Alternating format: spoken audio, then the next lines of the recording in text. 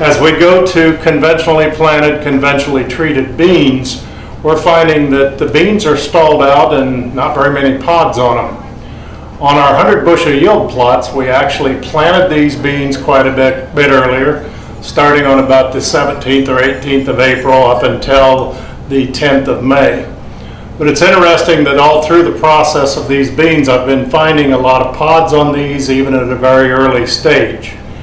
I've also been finding that the 100 bushel bean plots have lost a lot of leaves, and I was concerned about that. So today we went out to check the beans, counting the trifoliates and counting the pod counts on the beans that are in the 100 bushel plot. Peeled the trifoliates off of these stems, but if you can see these bean pods, we're very pleasantly surprised today to find that many of our bean plants in this plot, or in these plots, have got as high as 49 bean pods per plant at this early stage in the game.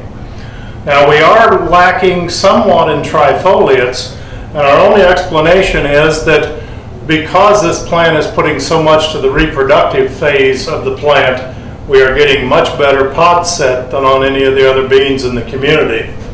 We had beans that were planted towards May 10th, April 27th that had in the 10 to 15 pods per plant. We have some fields that's got as high as 45 to 47 pods per plant, but it's still an exceptional type of growth pattern for these beans, much better than the other beans in the area. We will be doing more research to figure out what's going on, trying to analyze the data.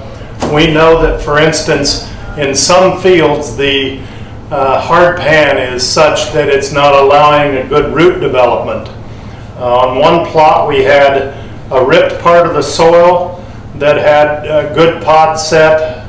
Part of the plot wasn't ripped but was still in the plot, and it's got an okay pod set, but even with that it wasn't as good as where we'd ripped.